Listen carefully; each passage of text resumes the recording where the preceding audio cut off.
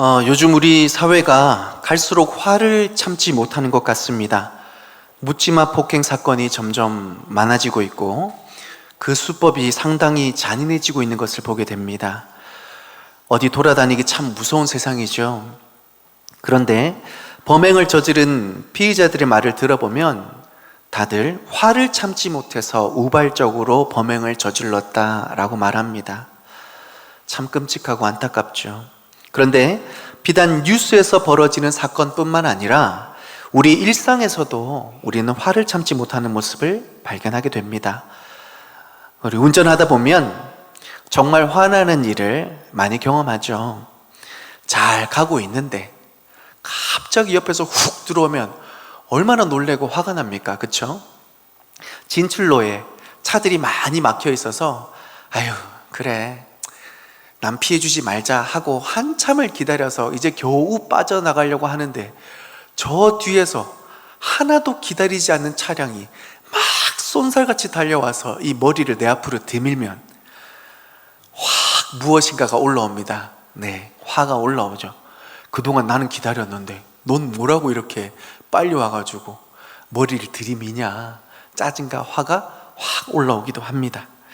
직장 안에서는 또 어떤가요?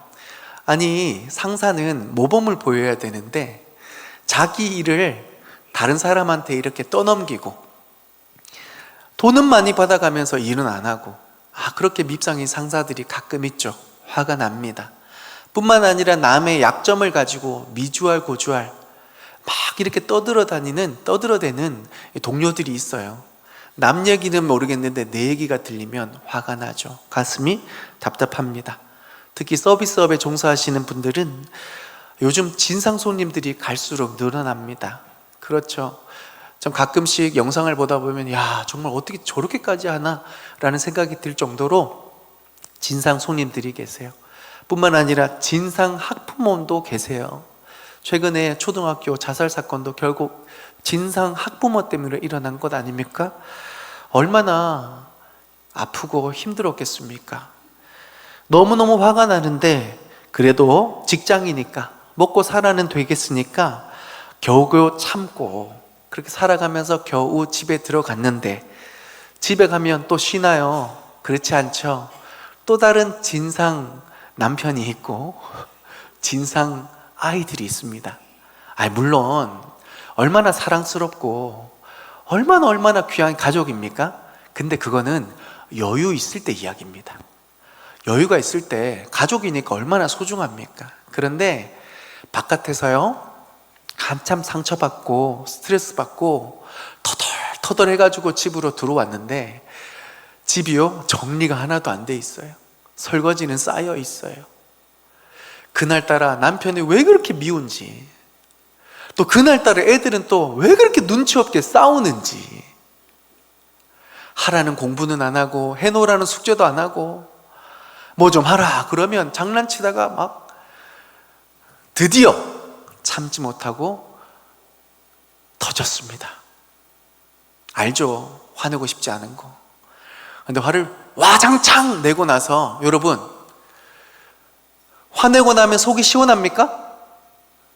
그래 너네 좀 너무했어. 집에 들어왔는데 쉬지도 못하게 말이야 엄마가 그냥 보란듯이 화를 확 내고 나서 아유 시원하다 이런 엄마 있습니까?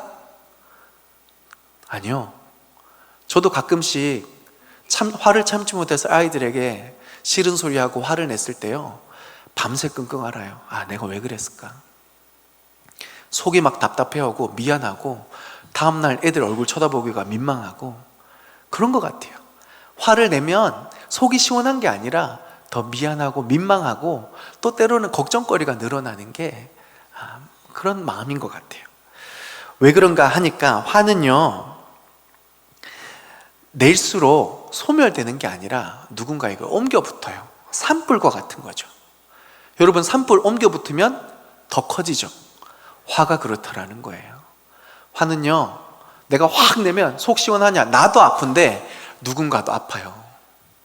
그리고 그게 점점 더 번져가서 이처럼 사회적 무리를 일으키기도 하고 가정에 어려운 일이 발생하기도 하고 직장 내에 기가 막힌 일이 발생하고 되는 것이 결국은 화를 참지 못해서 일어나는 일입니다. 근데 여러분, 제가 최근에 뉴스 하나를 봤는데 화를 참지 못하면 어떤 끔찍한 일이 벌어지는가라는 것을 단편적으로 보여주는 뉴스가 있었어요. 그 제목부터 굉장히 거칩니다. 다 돌아버린 듯 단체로 아파트 민폐 주차라는 제목입니다. 다 돌아버린 듯. 자, 사진 하나 보여주실래요? 네, 이렇게 두 칸을 물려서 이 한두 대가 아파트에 주차를 하는 거예요. 네, 빼주세요. 한두 대가 이렇게 주차를 이렇게 말도 안 되게 하니까 여러 사람들이 너 왜 주차를 그렇게 하냐 라고 이렇게 따져 묻기도 하고 관리사무소에 요청을 하기도 했는데 문제는 해결되지 않는 거예요. 요즘 그거 아시죠? 보복 주차 함부로 했다가 재물손괴죄로 오히려 역고소 당할 수 있는 거 아세요?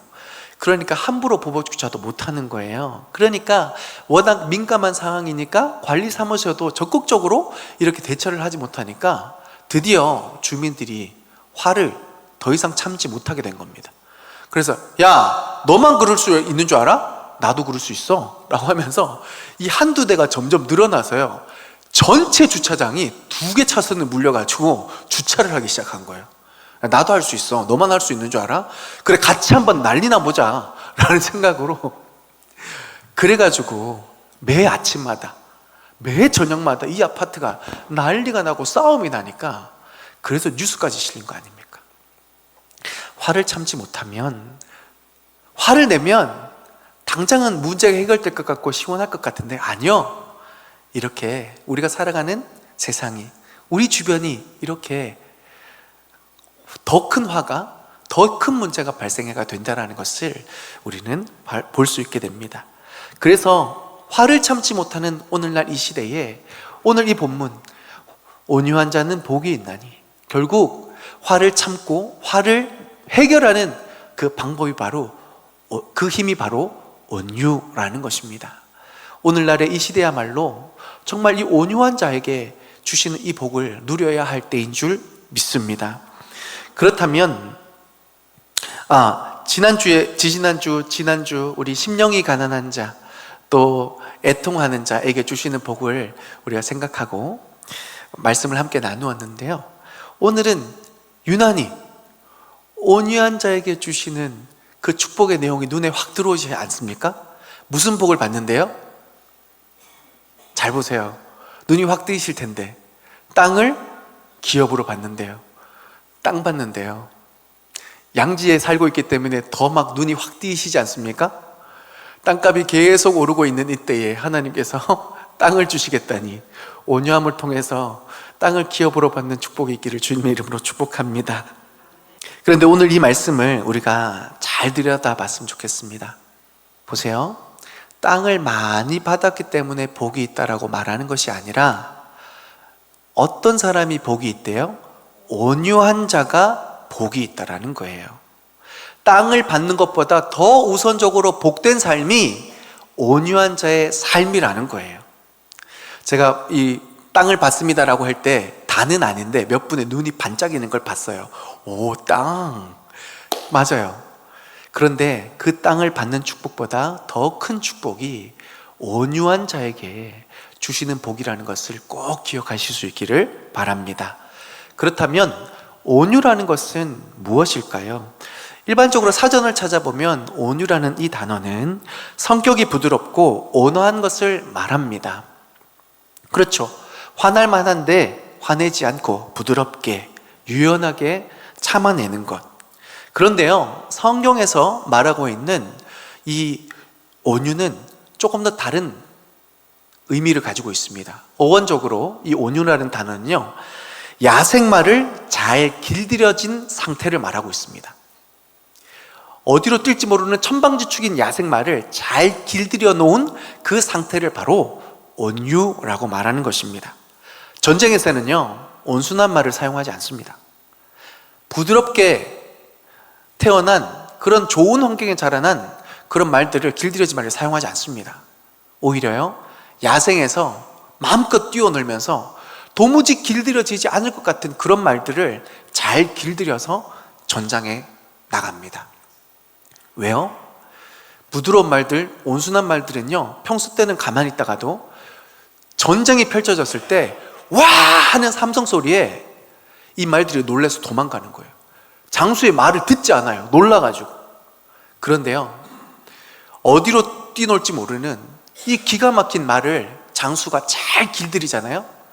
그랬을 때 와! 하는 함성 속에서도 그 말을 듣지 않고요, 이 길들여진 말은 장수의 말을 듣습니다. 말고삐를 잡고 이랴! 라고 했을 때 그 말은요, 적진 한가운데도 뛰어갈 수 있는 거예요.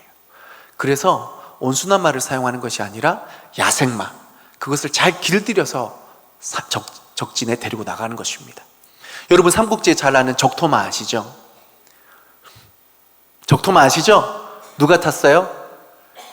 관우가 탔잖아요.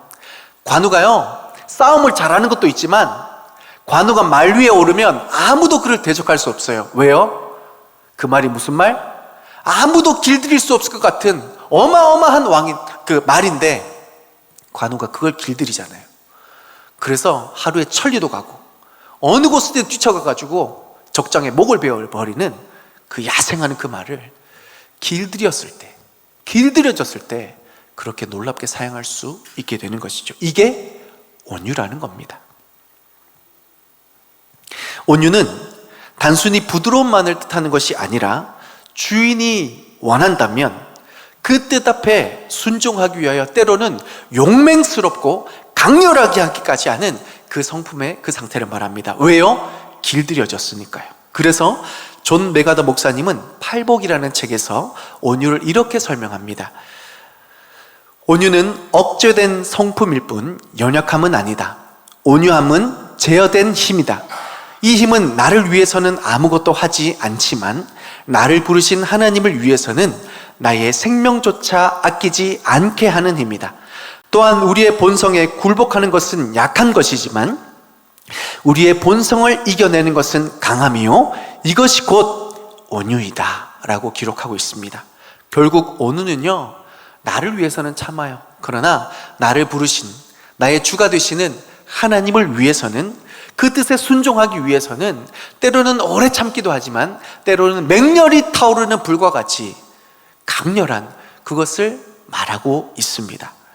온유를 말할 때 흔히 우리는 모세를 떠올립니다. 민수기 12장 3절을 보면 이 사람 모세는 온유함이 온 지면의 사람보다 더하더라 라고 기록합니다. 다른 어떤 사람들보다 모세는 온유했다라고 기록하죠. 그런데 처음부터 모세가 온유한 사람이었습니까? 아니요. 모세 젊었을 때 보세요. 왕제였을 때. 아니, 자기 동족을 괴롭힌다고 애굽 사람을 그냥 한 방에 쳐 죽이지 않습니까? 진짜 성격이 어마어마한 사람이었습니다. 또 우리가 광야에서 모세의 기가 막힌 모습을 또 발견하죠.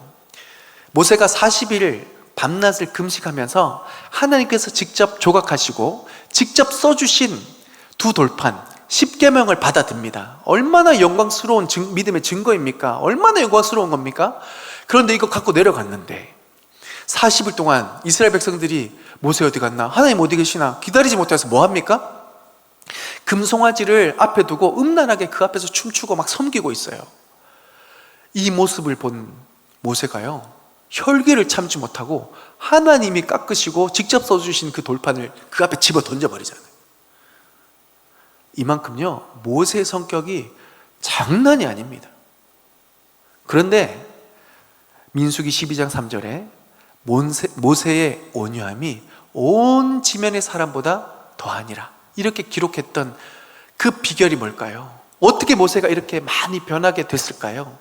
그것은 성경을 찾아보면 독특한 표현이 있어요. 뭐냐면 여호와께서 모세에게 일러 가라사대 여호와께서 모세를 찾아와 이르시되, 이 말씀이요 성경에 총 104번이 기록되어 있어요.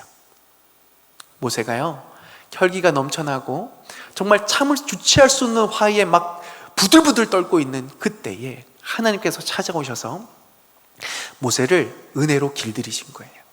사랑으로 길들이신 거예요. 모세야, 힘들지? 괜찮아. 내가 너와 함께 해. 모세야, 화나지? 내가 너를 대신해서 화내줄게. 내가 심판할게. 너는 좀 참아. 주님께서 모세를 104번이나 찾아오셔서 그의 마음을 만지시고 위로하시고 은혜로 사로잡아 주셔서 그가 온유할 수 있도록 하나님께서 끊임없이 찾아오셔서 그를 길들이십니다. 그랬더니 모세가 온유한 자가 되는데, 보세요. 성경을 보면 민수기 한번 보세요. 진짜 속 터지는 게 뭔지 아세요? 이스라엘 백성들이 방금 만나 먹었어요. 방금 메추라기 먹었어요. 그런데 조금 지나면 목마르다고 얼마나 모세를 원망하고 불평하는지 아세요?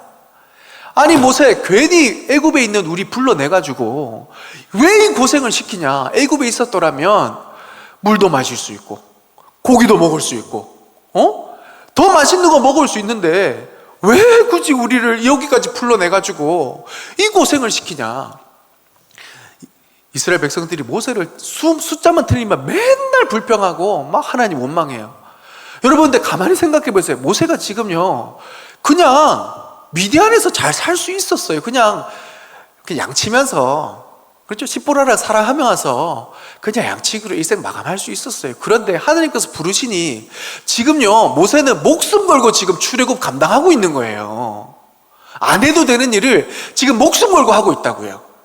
적진 앞에서 제일 앞에 서서, 문제 앞에 제일 앞에 서서 하나님 앞에 때로는 엉엉 울기도 하고 때로는 근심과 걱정 가운데 하나님 어떡하죠? 이렇게 하면서 제일 앞에 서서 목숨 걸고 지금 이 일을 하고 있는데, 그래서 종으로 살다가 죽을 인생을 이제 자유를 주고 그리고 약속의 땅을 주려고 가나안 땅으로 이 사람들이 지금 데려가고 있는 건데, 그런데 조금 숫자 하나 안 맞았다고 모세! 막 이렇게 화를 내면 여러분 화날까요, 안 날까요? 저는 화날 것 같아요. 저도요 살아가다가 왜 화가 나나 가만히 살펴봤으면, 저하고 상관없는 사람이 저한테 막 못된 짓 하고 막 욕하고 그러면 저는 잘 참아요. 상관이 없으니까요. 뭔 상관이야. 그냥 무시하고 외면하면 되지. 아이고, 저 사람 인생이 참 힘든가 보다 라고 생각하고 그냥 지나치면 돼요. 그런데 우리가 참지 못하는 게 어느 건 줄 아세요? 정말 애지중지 공들이고 사랑하고 아껴주고 이 사람을 위해서 희생해줬는데 이 사람이 내 뒤통수를 치는 거예요. 여러분, 그런 경험 없으세요? 너무너무 화가 나요. 견디기 힘들게 화가 나요. 그런데 모세는 그 상황을 참아냅니다. 또요, 여러분 그거 아시죠? 바깥에서는 어쨌건 참아내요. 바깥에서는 먹고 사는 문제고 대인관계의 문제고 내 영향력의 문제고 내 이름값의 문제고 내 체면의 문제이기 때문에 바깥에서는 억지로라도 막 끙끙 앓으면서도 참으려고 하는데, 어디서 터져요? 집안에. 집안에 들어오면 우리가 이상하게 못 참아요. 내 거라고 생각하고 제일 가까이 있으니까 그래도 된다, 너무 편하니까 우리가 항상 실수하는 데가 어딘 줄 아세요? 집이에요. 그리고 집안에서도 가장 실수 많이 하는 게 어딘 줄 아세요? 제일 약한 애들이에요. 그죠? 그러니까 밖에서 스트레스 받으면 결국 우리 애들이나 약한 사람들이 집안에서 피해를 봐요. 모세가요 실수하죠. 구스 여인을 취해서 결혼을 합니다. 아내를 취합니다. 잘못된 일이죠. 그럼 가족은 팔을 안으로 내굽는 거 아닙니까? 에이, 그럴 만한 이유가 있었죠. 아유, 모세가 너무 외로웠나 보다. 아니면 뭐 그게 대수야. 모세 지금까지 얼마나 잘했어, 얼마나 고생했어, 그럼 좀 인정해 줘야지. 이게 가족이 해야 될 말인데, 지금 민수기 12장 3절에 그 온유가 온 지면 사람보다 더하더라 라고 말하는 3절 그 이전에 1절 2절에 어떤 내용이 나오냐면, 모세가 구스 아내를 취했더니 이게 흠을 잡아가지고요, 참 리더자라는 게 저런다. 아이고, 같은 탯줄에서 났는데 쟤는 좀 리더자로서는 글러먹었다, 이런 말을 누가 하느냐면요, 그 형제 아론이, 그 누이 미리암이 하고 있는 거예요.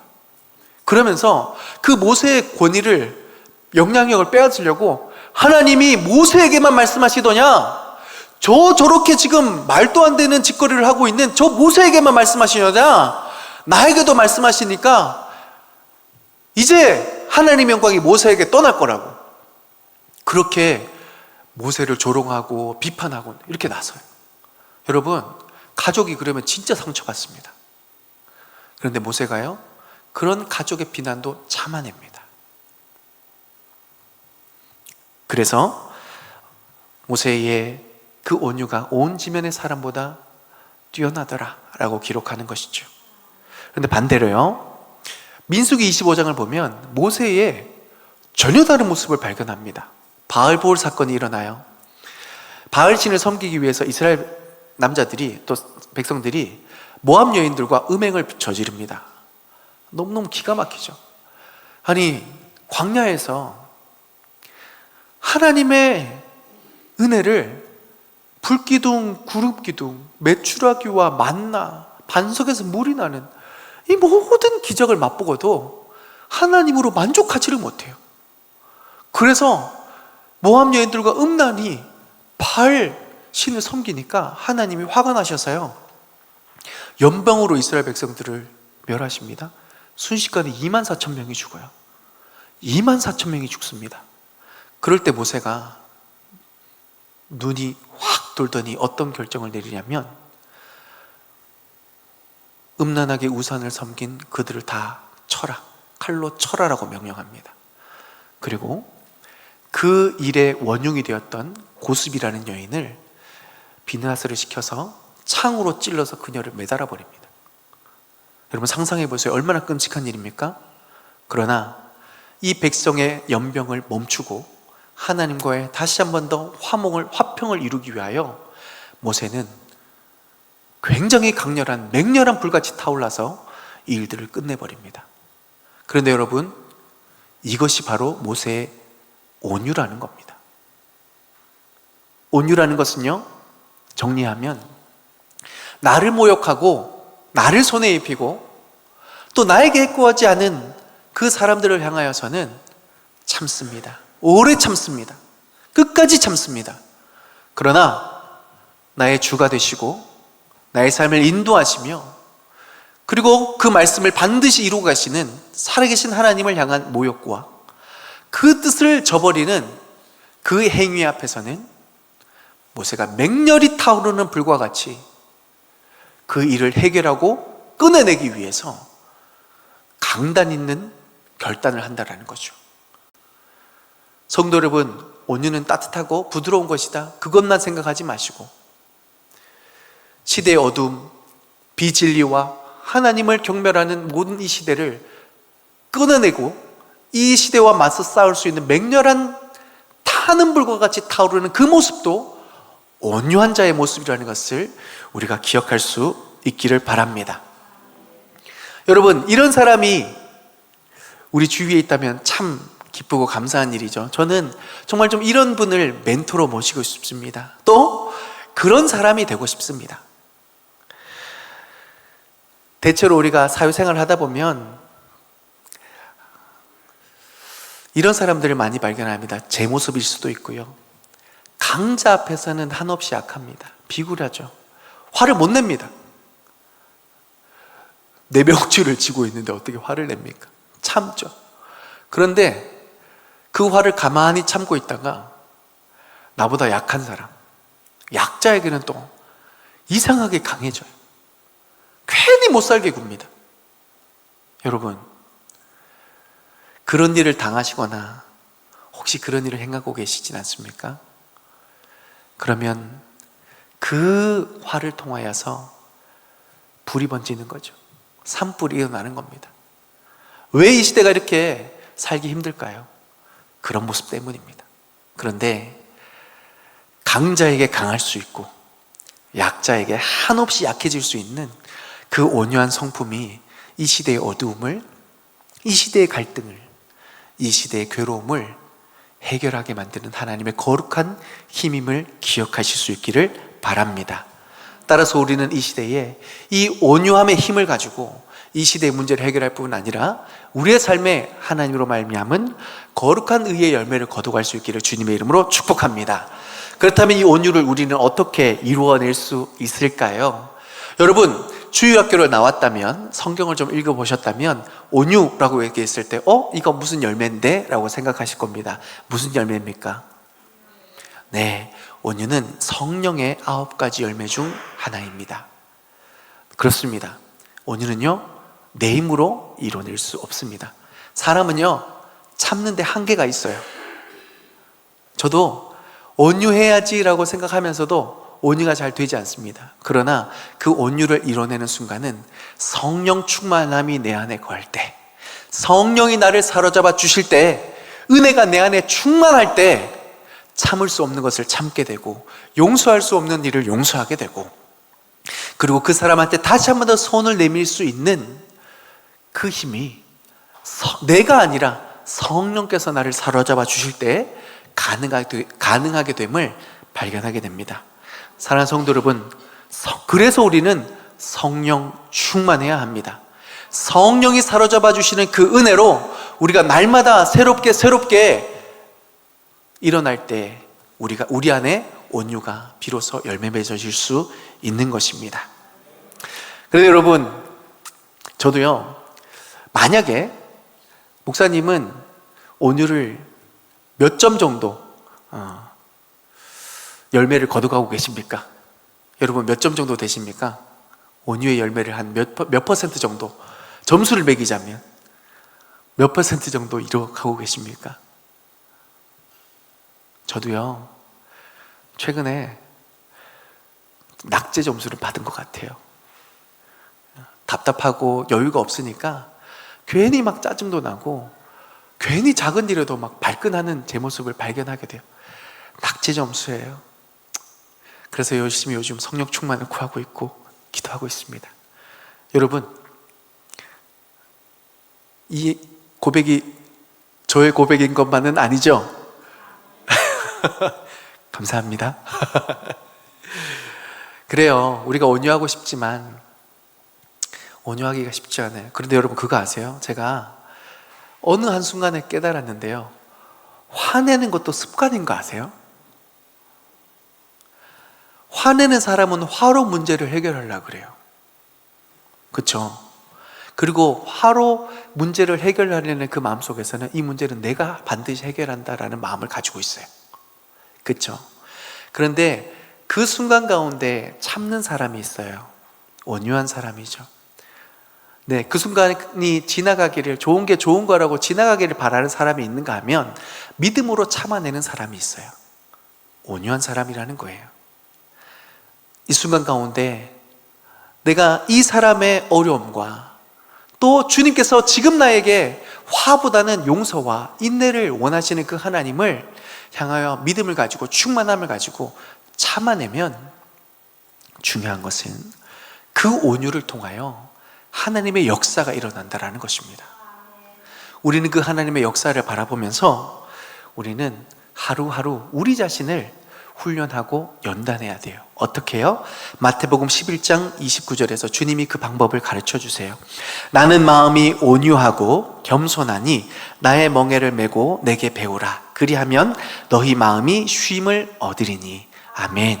화내는 것도 습관인데요, 참는 것도 습관입니다. 그리고 이게 성품이 되는 거죠.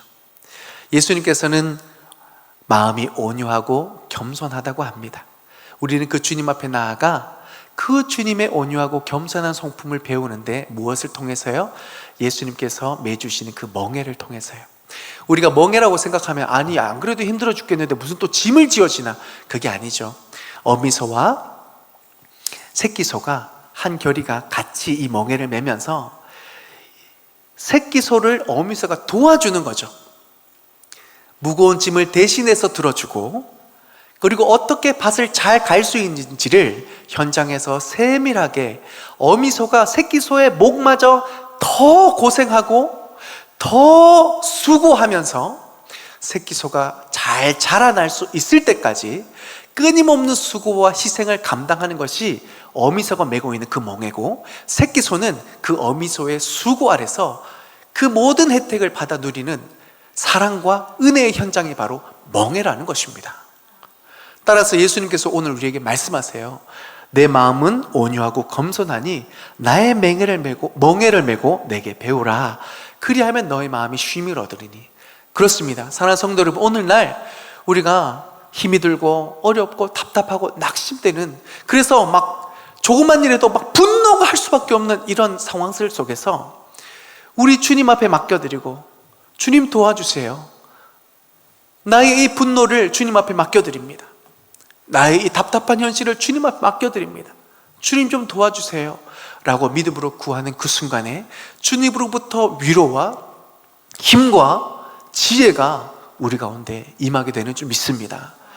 우리는 매 순간 그 작은 것마저도 주님 앞에 맡겨드리며 하나님의 성품을 배우기 위하여 주님 앞에 기도하고 구하며 나아갈 때에 하나님으로부터 임하는 그 위로를 인하여 우리가 계속적으로 온유해지고 겸손해지고 그의 성품에 참여할 수 있게 되는 것입니다.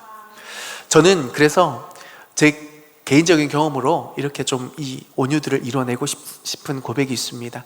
저는 CCC 출신이에요. 그래서 CCC에 참 좋은 전통 하나가 있는데 뭐냐면 무엇을 묻든 100가지 물음에도 한 가지 답으로 답한다. 백문일답이라 그래요. 예수 그리스도시죠. 예를 들면 이런 겁니다. 지금 나의 이 현재의 답답함, 나의 이 분노를 해결해 주실 분은 누구십니까? 예수 그리스도. 나의 이 답답한 현실을 해결해 주시고 결국 더 나은 곳으로 나의 삶을 인도해 주시는 그 분은 누구십니까? 예수 그리스도. 지금 나의 속을 뒤집어 놓는 그 사람을 사랑하게 하시고 품게 하시고 결국 의에 이르게 하시는 그 도우시는 분은 누구십니까? 예수 그리스도.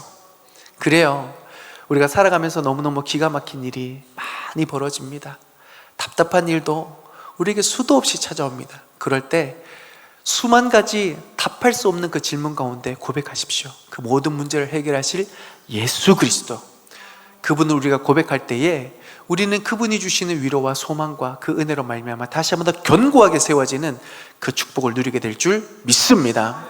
그래요, 우리가 예수 그리스도를 외치는 순간에 우리 안에 놀라운 일이 일어납니다. 우리의 자아는 죽어지고 더 이상 소망 없는 우리의 모습은 뒤로 물러가고 오직 내 안에 오셔서 새 일을 행하시는 능력이 많으시고 지혜가 많으시는 그분이 나의 삶을 사로잡아 주셔서 이 모든 문제와 이 모든 분노를 삭히시고 역사하시는 그 주님이 나와 함께 하신다.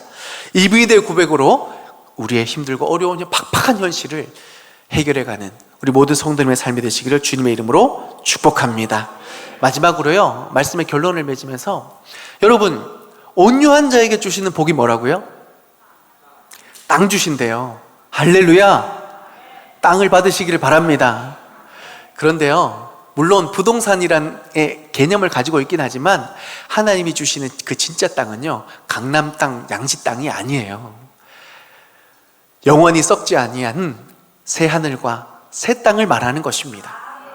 우리 하나님이 나를 사로잡아 주시는 그 은혜, 그래서 어딜 가든지 하나님의 위로와 소망으로 날마다 승리하고 행복을 놓치지 않는 그 땅을 우리에게 주시겠다고 말씀하여 주시는 것입니다. 여러분, 생각해 보세요. 충분히 포기할 만한데 포기하지 않고, 충분히 불행할 만한데 행복하다고 하고, 충분히 어려울 만한데 기쁨이 넘치고, 그런 삶을 살아가는 사람 궁금하지 않으세요? 대화 나누고 싶지 않으세요? 찾아가 보고 싶지 않으세요? 그런 인생이 우리 인생이라는 겁니다. 아멘이십니까? 정말로 우리가 땅을 기업으로 얻는다는 것은 하나님의 그 능력을 우리가 힘입어서 이 땅의 삶을 살아가면서 선한 영향력을 가지고 하나님의 영광을 드높이는 그 믿음의 한 사람으로 주님이 살아가겠다고 말씀하여 주시는 줄 믿습니다. 요즘에는요, 땅 부자만큼 각광받는 사람들이 있어요. 소위 인플루언서라고 그럽니다. 영향력을 끼치는 사람. 유튜브 보면 막 10,000명, 1,000,000명 이런 사람들 있잖아요. 인플루언서라고 부릅니다. 말 한마디면 막 매출이 수억 대를 이루고, 말 한마디면 사람들이 막 수천 명이 모이고, 이런 사람들을 인플루언서라 불러요. 여러분, 우리도 하나님의 부르심을 받은 세상의 인플루언서인 줄 믿습니다. 세상이 감당하지 못하는 복음의 능력을 하나님께서 우리에게 허락하셨습니다. 그러니 그 예수님의 멍에를 가지고 배우고 그 안에 사로잡혀 있으면 세상 사람들이 다 낙심하는 그 속에서도 우리는 기쁨을 감추지 못하는 세상의 인플루언서로 우리는 살아갈 수 있게 되는 줄 믿습니다. 그러니 여러분, 오늘 온유한 자는 복이 있나니, 이 주님의 놀라운 계획 앞에, 그 뜻 앞에 온전히 세워지실 수 있기를 주님의 이름으로 축복합니다.